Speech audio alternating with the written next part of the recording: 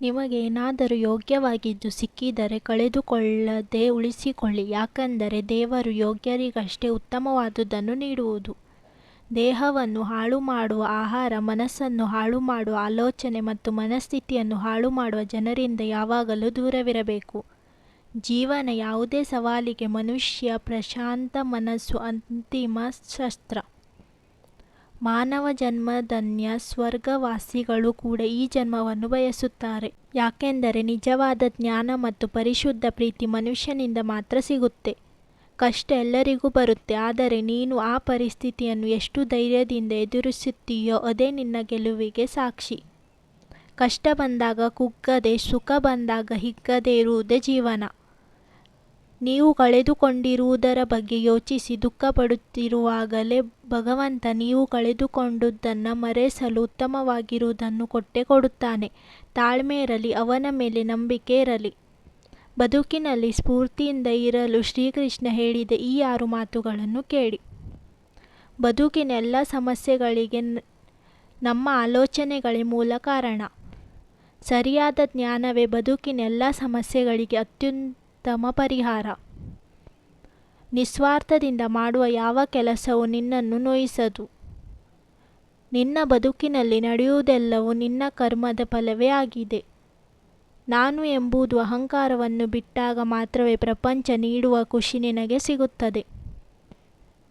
ಪ್ರತಿದಿನವೂ ನಿನ್ನನ್ನು ನೀನು ಸುಧಾರಿಸಿಕೊಳ್ಳಲು ಪ್ರಯತ್ನಿಸು. ಒಳ್ಳೆಯ ದಿನ ಯಾವತ್ತೂ ಬರಲ್ಲ, ಯಾಕೆಂದರೆ ಕೆಟ್ಟ ದಿನ ಅಂತ ಯಾವುದೂ ಇರಲ್ಲ. ನಾವು ಯಾರನ್ನು ಕಳೆದುಕೊಂಡಿರೋ ಬದುಕಬಹುದು, ಆದರೆ ನಮ್ಮನ್ನು ನಾವೇ ಕಳೆದುಕೊಂಡರೆ ಬದುಕಲು ಸಾಧ್ಯವಿಲ್ಲ. ಮನುಷ್ಯ ಕೆಲವೊಮ್ಮೆ ಏನೂ ಮಾಡದೆ ಅಪರಾಧಿಯಾಗಿ ಬಿಡುತ್ತಾನೆ. ಇದರ ಅರ್ಥವನ್ನು ಅಪರಾಧಿ ಎಂದಲ್ಲ, ಅವನ ಪರಿಸ್ಥಿತಿ ಅವನನ್ನು ಅಪರಾಧಿಯಾಗಿಸುತ್ತದೆ ಅಷ್ಟೇ. ಆದ್ದರಿಂದ ಯಾರನ್ನೂ ಕಾರಣ ತಿಳಿಯದೆ ದೂಷಿಸಬೇಡಿ. ಕೆಲವು ಸಮಸ್ಯೆಗಳಿಗೆ ತಕ್ಷಣವೇ ಉತ್ತರ ಸಿಗುವುದಿಲ್ಲ ಮತ್ತು ಪರಿಹಾರವೂ ಸಿಗುವುದಿಲ್ಲ. ಸಮಯವೇ ಎಲ್ಲದಕ್ಕೂ ಉತ್ತರ ಕೊಡುತ್ತೆ.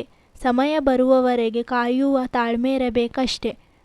ಯಾರಾದರೂ ನಿಮಗೆ ನೋಯಿಸಿದರೆ ದುಃಖ ಪಡಬೇಡಿ. ಯಾವ ಮರ ಸಿಹಿಯಾದ ಹಣ್ಣು ಕೊಡುತ್ತೋ ಜನ ಅದೇ ಮರಕ್ಕೆ ಕಲ್ಲು ಎಸೆಯುತ್ತಾರೆ. ಕೆಟ್ಟವರು ಎಷ್ಟೇ ಮರೆಯಲಿ, ನೀನು ಪ್ರತಿಕ್ರಿಯಿಸದೆ ಸುಮ್ಮನಿರು. ಅವರ ವಿನಾಶ ಸದ್ಯದಲ್ಲೇ ಬಂದೇ ಬರುತ್ತೆ. ಆಗ ನೀನು ಹಾಕಿದ ಕಣ್ಣೀರಿನ ಬೆಲೆ ಅವರಿಗೆ ತಿಳಿಯುತ್ತೆ. ಎಲ್ಲರನ್ನೂ ಗೌರವಿಸು, ಆದರೆ ಮರಳಿ ಸಿಗುವಷ್ಟು ಮಾತ್ರ. ಇಷ್ಟ ಇಲ್ಲದವರ ಜೊತೆ ಮಾತು ಬೇಡ.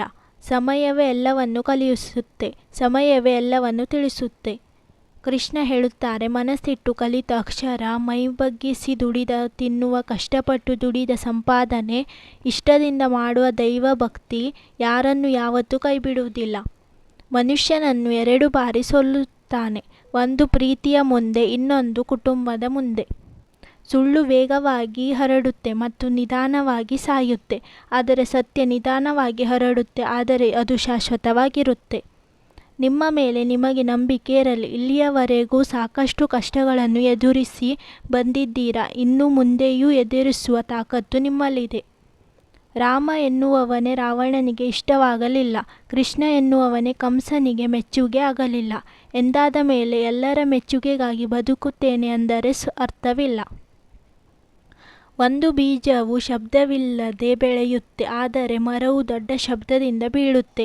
ವಿನಾಶಕ್ಕೆ ಶಬ್ದವಿದೆ, ಆದರೆ ಸೃಷ್ಟಿ ಶಾಂತವಾಗಿದೆ. ಇದು ಮೌನದ ಶಕ್ತಿ. ಮೌನವಾಗಿ ಬೆಳೆಯಿರಿ. ಒಬ್ಬ ವ್ಯಕ್ತಿ ದೇವರ ಮುಂದೆ ನಿಂತು ಕಣ್ಣೀರು ಹಾಕುವಷ್ಟು ಯಾರ ಮನಸ್ಸನ್ನು ನೋಯಿಸಬೇಡಿ. ಲೋಪದೋಷಗಳನ್ನು ಕೆದಕುತ್ತಿದ್ದರೆ ತಪ್ಪು ತಡೆಗಳು ಹೆಚ್ಚಾಗಬಹುದು. ಒಳ್ಳೆಯದರ ಬಗ್ಗೆ ಚಿಂತಿಸಿ, ಒಳ್ಳೆಯದೇ ಆಗುತ್ತೆ.